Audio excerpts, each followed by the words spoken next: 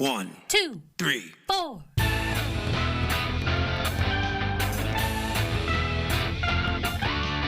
Monster movie. Fun time, go! Monster movie. Fun time, go. Monster. Movie. Fun time. Go!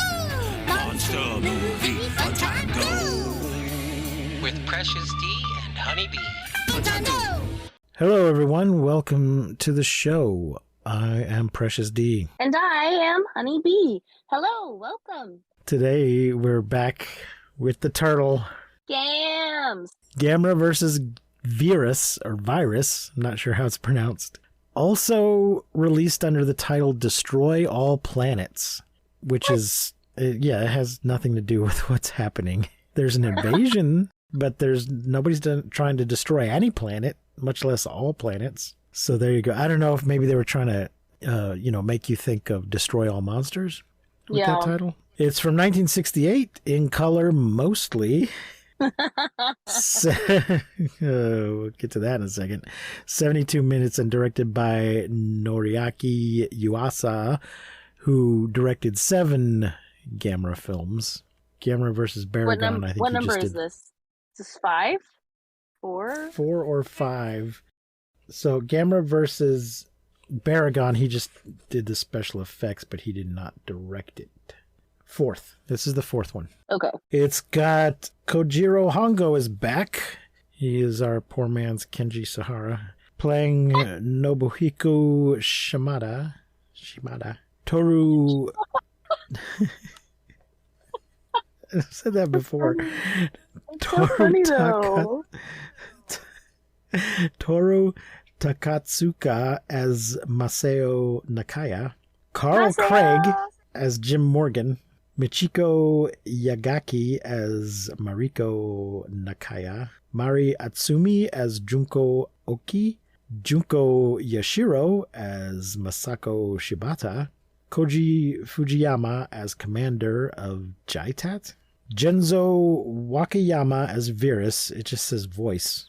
Oh, okay. Yeah, we do hear his voice. And Taro Aragaki as Gamera.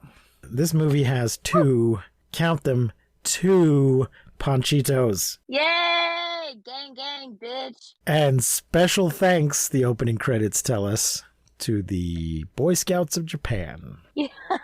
I love this little duo here. I really like, you remember the group of kids from Daimajin? And they were like all buddies, yeah. and they were like so good. I felt like equally as in love with these two as I did with that group of kids. They did so good. Okay. I love them. Did you hate them? I'll be so sad. I mean, they're a couple of little shits. Yeah, the greatest little shit. At the beginning of the movie. So we have both Japanese and American Boy Scouts in this, because I noticed... The different costumes. Well, there's several different uniforms going on, and that's based on what type of scout you are. Oh, okay. It would appear that Maso is a venture scout. But also, on the little white boy's uniform, it says Boy Scouts of America Far East Council, which is a thing that still exists. So there's the Japanese Boy Scouts, or Boy Scouts of Japan. And there's a Boy Scouts of America Far East Council, which is basically Americans living over in Japan or China or Korea or whatever. Oh, yeah. As opposed to local people in their own troop. But I guess they all cooperate together. At least they do in this movie. This movie also features aliens wearing people suits. Yeah, dude. Everything that the aliens did, I was like, yas. I loved this. Everything they did, like the eye thing. Like, right? That was so funny. And it was so good. It was like, actually, I felt like it was better than just like a bunch of Japanese people walking out and being like, we're aliens. You know what I mean? Mm-hmm. Yeah. It was like, I really enjoyed it. The movie also turns into a goddamn clip show at one point. As if Richie and Potsy are trapped in the walk-in freezer or some shit. Wah wah. All right, so I have a summary here from Wikipedia. Thank you, Wikipedia. Thank you, Wikipedia. A spaceship containing an expedition force from planet Viras approaches Earth. A spaceship that looks like spinning bumblebee butts. That's exactly what I was going to say. a ring of bumblebee balls. They're They even yellow and have like black. little stingers. The little Yeah, like satellite on the end just looks like a little stinger. it's a ring of balls with yellow and black stripes on them connected to each other and then spinning around. But apparently they can detach if they get damaged. And with the title Gamera versus Viras, you would assume Viras is the creature, which he kind of is, I guess, but he's also the planet, or it's the name of the planet, so it's Gamera versus the whole planet. Maybe he's just the dude who runs the planet, so they just named the planet after him. I guess. Anyway, this spaceship approaches Earth with its occupants discussing their intentions to occupy the planet for its atmospheric nitrogen, and some disembodied voice is just giving out orders over the intercom to nobody. We can't see any crew members. Nitrogen, an element important to their survival. Gamera intervenes and destroys it. He just crashes right through one of the balls of that ship and starts breathing fire into it. You know what it is? But before the ship is destroyed, the aliens broadcast a warning to their world stating that Gamera is their enemy. So this is spaceship number 1 that gets trashed. And a little later, they send out spaceship number 2. They also, though, spaceship number 1, when Gamera all intervenes and shit, they extinguish his front 2 jets. Which ones? His limbs or his breathing? His limbs. They extinguish his front 2 jets so that he just has his back jets. Yeah. And which I thought, I was like, how the fuck did they, okay, but then later in the movie, I was like, damn, he still hasn't gotten his jets back. He's still just flying with his back 2 jets for a while. And then it never really explains how or why his front 2 jets start working, but they all of a sudden do randomly in the middle. I guess they just got unclogged eventually. Yeah. Later on Earth, a Boy Scout troop is visiting an aquarium to see the scientists working on a 2-man mini-submarine. Okay, there's more than that. They're having a whole camp out, and the scientists come to admire the camp, and then they're going to go check out whatever the scientists are working on, but the 2 of the guys, Maso and Jim, are constantly missing. They're always late. They're always missing. Oh, there's a couple of girls here, too. They are, I guess, some kind of den mother volunteers. Yeah, like a camp counselor type situation. Yeah, because these are the Boy Scouts. So these girls are a little bit older, and they seem to be like den mothers or whatever. But they also just seem like teenagers. And one of them is Maso's sister, I think. Yeah. So it says Maso and Jim, 2 of the scouts, managed to talk their way aboard the sub. Oh, no, that's... Okay, they're talking about when they are allowed on the sub. First, they sneak onto the sub and then rewire it so it'll run backwards. And all the scouts are supposed to get a turn on this sub, which is just a little 2-person mini-sub, so it's going to take forever. There's about 100 kids here. And these little assholes have rewired it. So when the scientist and the troop leader get in to check it out, they can't control it properly. And they get out and tell everybody, well, we're going to have to do this some other time. So these 2 little shits have ruined everybody's party. Yeah, but these 2 little shits, especially Masao, he is and later quoted, or it's a quote that he's like a boy genius. And that he's really good at tinkering with machines and shit. So this is our first look into him finding a machine, just finding shit and being like, ha ha, I am crazy. I am going to change it. They have to set up that he knows how to reverse wire things. So yes, and do the opposite of what they're supposed to do. We're also introduced to the first ever smartwatch in this because Masao has made a watch and his sister a watch that he can communicate, and she can also track him on. Yeah, and I think it's got a compass in it too. Yeah, it's got a compass so that she can track exactly where he is, which is how they find out that him and Jim are fucking around. That's right. The compass points. The compass points to him, not to the north. Yeah, exactly. Yeah. So they somehow convinced them to let them on, and we can fix it or some shit. And somebody's like, "Oh yeah, he's pretty smart at this kind of stuff." So they get on the ship and take it out for a spin.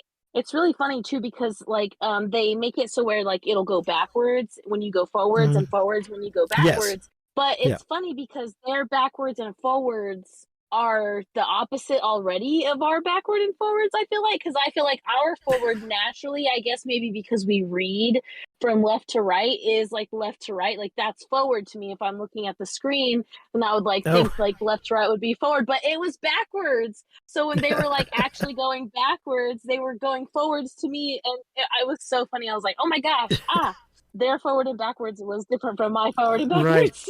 Right. There is a certain subconscious film language that might be different. Yeah, I think you do tend to think of going from left to right on the screen as moving forward. Anyway, they talk their way into the sub. While in the water, they spot Gamera, and they're just like, oh, it's just Gamera. At this point, Gamera has been completely neutered where humans are concerned, and he's just totally the friend of all children, no threat at all. We kind of already had that, like, and I feel like in every Gamera movie we have like that like children moment where like Gamera and the child or children of sorts is like, hey friends, yay, you saved me. Yeah, but in this one they're just so casual about, oh, it's Gamera. It's Gamera. It's okay. I'm a kid. It's just Gamera. Anyway, he engages in a little race with the boys. However, their hijinks come to an end when the second alien vessel envelops the both of them in its super catch ray. No! Bumblebee butt number 2! Gamera helps the boys escape because they're kind of trapped underneath him, and he is able to lift up. The super catch ray kind of puts an energy bubble over the things it's catching, and Gamera is somehow able to sort of lift up the edge of it so the boys can climb out. It's still like shocking him or something, like zapping him, but he manages to like lift it up just enough so the boys can get out. Yeah. But he remains trapped in the force field while the aliens scan his memories, and here's where we get the clip show. Yeah. It appears really they were... cool because we got all the monster fights. According to Wikipedia, Dai was in financial trouble at the beginning of 1968, and as a result, cut the film's budget to 20 million yen, which is about $56,000, and footage from previous Gamera films was reused in some parts of the movie. But they don't try to trick us. They don't try to trick us into not knowing it's being reused. They scan Gamera's memories, and we just watch like 10 to 15 minutes of a previous movie. Some of it's in black and white. We get some black and white from his first movie, and then we get a big long fight with Baragon. Which I didn't realize this in the movie, but maybe I did, I don't remember, but Baragon, his eyes aren't like red or like they don't move like Gamera's. He has like the goofiest, sweetest puppy eyes, but he's like all like angry and like rah! But then it just like pans to his eyes and it's like Puss in Boots, you know, when his eyes are all big and everyone's like, aww. Like his eyes are not scary at all. It was so funny to me. Oh man. Through analysis of Gamera's memories, the aliens learn of Gamera's weakness, his soft spot for children. Soon after, the field weakens and Gamera is freed.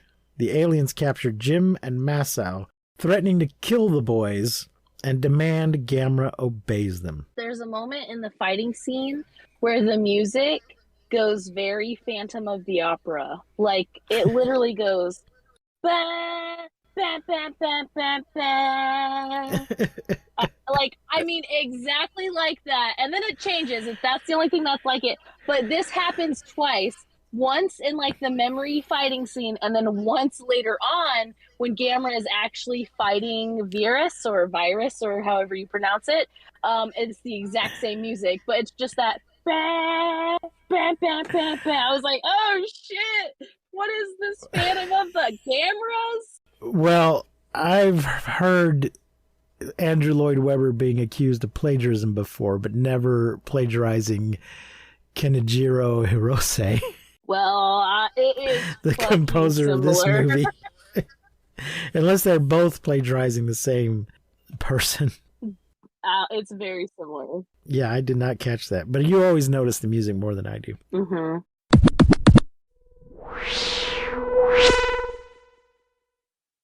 Anyway, powerless to stop them, Gamera surfaces and follows the UFO ashore, whereupon a mind control device is attached to the back of his head. While aboard the spaceship, the boys continually try to escape. So they see some people in there who I think they assume are humans that have been kidnapped. Mm-hmm. It turns out later they're just human suits. Yeah. The kids try to use the food replicator to get a knife, but they're not able to. Yeah, so the ship basically works on telepathy or telekinesis so when the boys like walk up to like this little side of the ship and they're like, man, I could really use some, I'm like so hungry, we didn't get to eat, I could use anything, even just a cup of juice. And then it's like bing bang bing bang bing bang, and then like the ship just like shoots out these like juices. They're like, oh wow, man, I could really use a sandwich.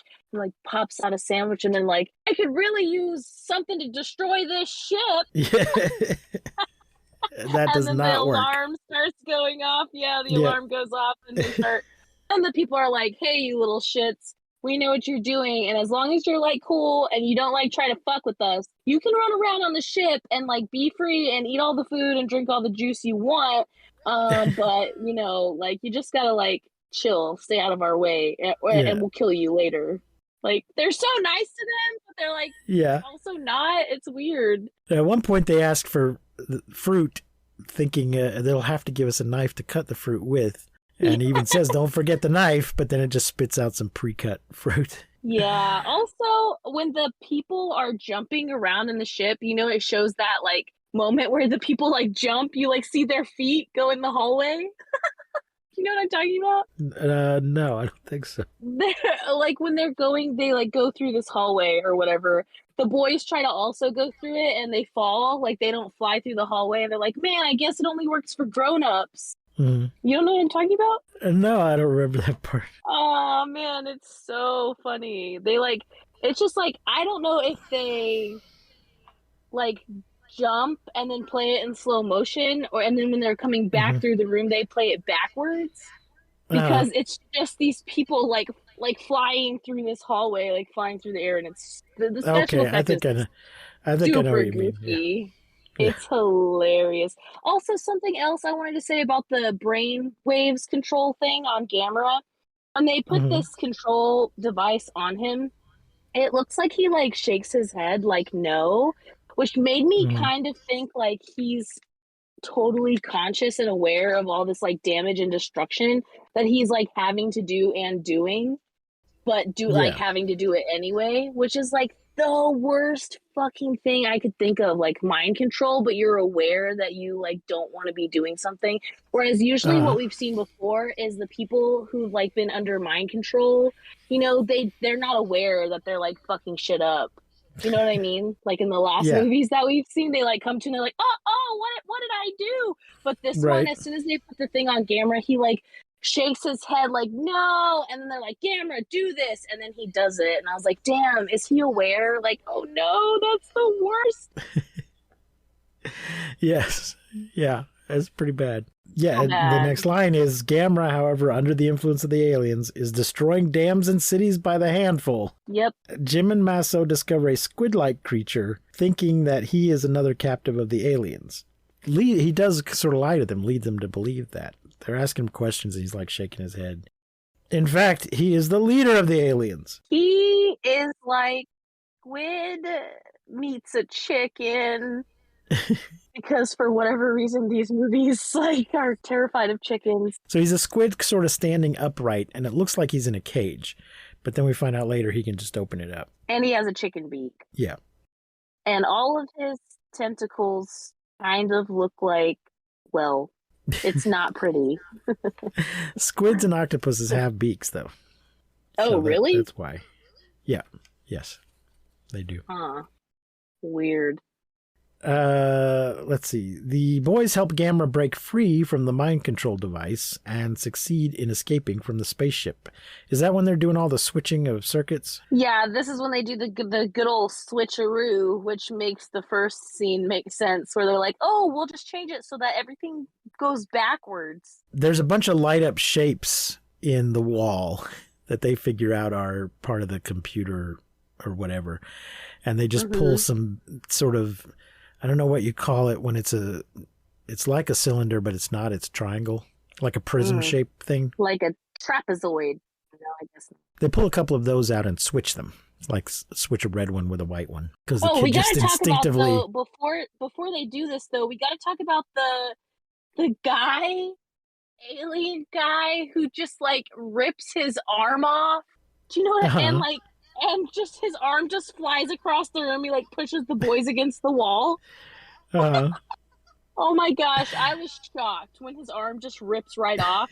And Jim's like, Jim is so funny in this whole movie. Like the whole movie he speaks Japanese, but just every now and then he'll just like swear, like, damn it. Yes, he says damn it several times. So apparently they couldn't find, they wanted a white kid in the movie, I guess as part of the deal with the American distributor, but they couldn't find any white actors who spoke Japanese. So they just found a kid who, you know, his father was stationed there or something. They found a white kid who spoke Japanese but had no acting experience. But he does a fine job. Yeah, he does a great job. His smile, he's always happy. He's always so freaking excited. I really love Jim. Like, I thought there were so many moments where he's just genuinely happy to be there. Like, just like so excited and so happy to be there. Like, there might be like a line that's said, and then he's like trying not to smile, like, yeah, this is so cool, you know? Yeah. At some point, they both end up strapped to the wall, but then they're able to use their rope. Boy genius their way out. Yeah. They use a rope somehow to lift their feet up and out of the shackles and then get down or something. Yeah, totally. And while this is happening, the people are like, hey, Earth, you better surrender or we're going to kill these boys and Gamera will wreck all of your toy towns. And all of the Earth agrees to surrender rather than letting these two boys die. And at that point, the boys are on the radio and they're saying, no, it's okay. We will sacrifice ourselves.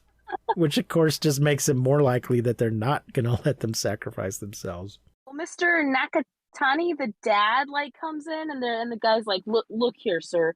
We have two options. We can either surrender and save Earth, or we can kill the boys and fire at the spaceship. And he's like, well, what are you going to choose, sir? And they're like, we really don't know yet, but we'll let you know. And so then he's like, does he still have his smart watch? And then they, like, get to him. They're like, Masao!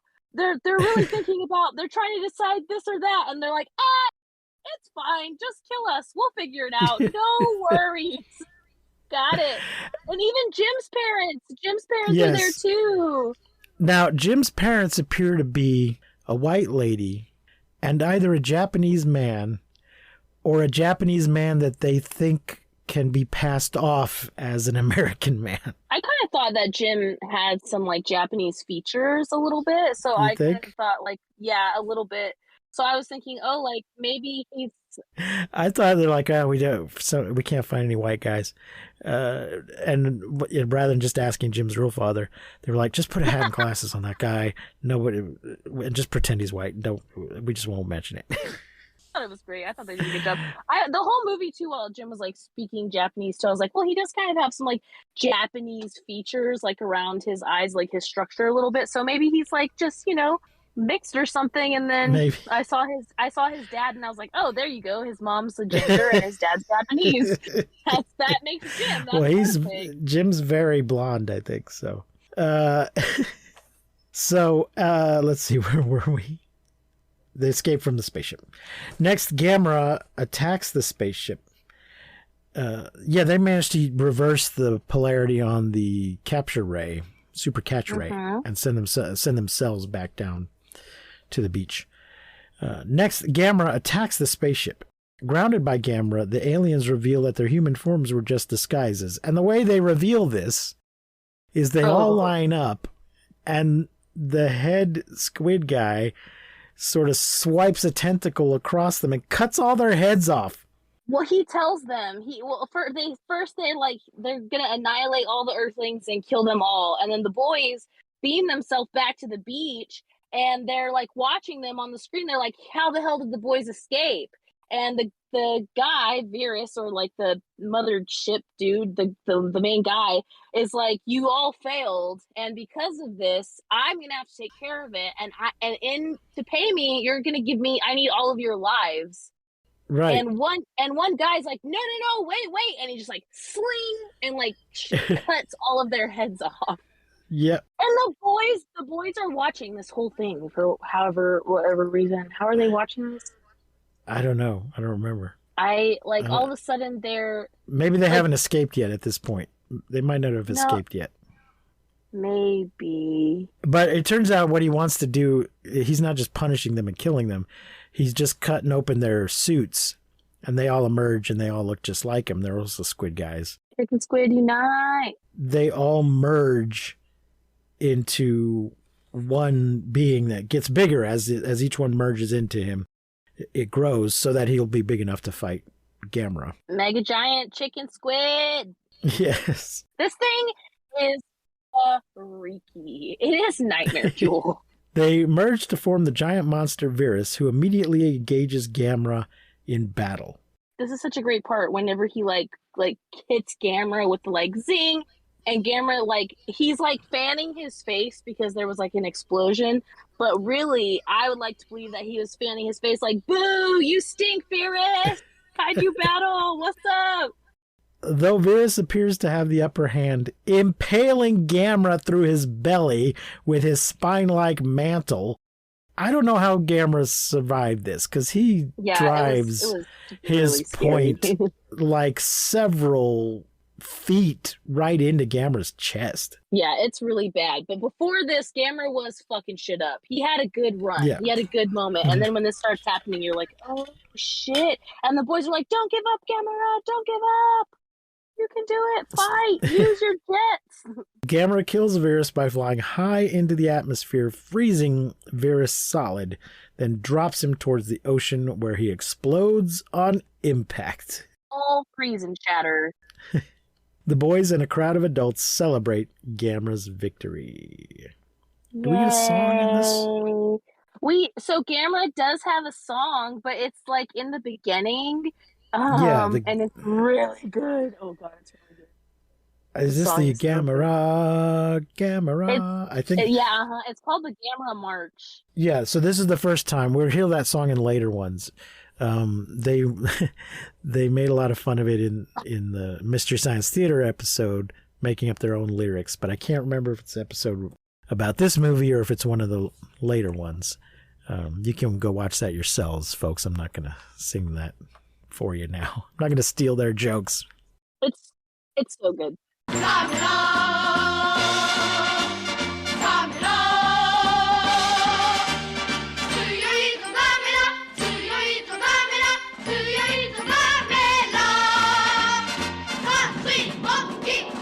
So, Honeybee, what are you going to rate Gamera versus Viras? It is my favorite Gamera movie so far. I always enjoy Gamera movies, but like this one takes the cake. I feel like the movies just keep getting better. The Gamera movies, I mean. And I love the aliens. The wonky eyes. The like wonky glowy eyes. The like arm that like flew out and smacked the boys. All the like weird, wacky, quirky alien shit. Love that. I thought it was great. I'm going to say 4 stars for me.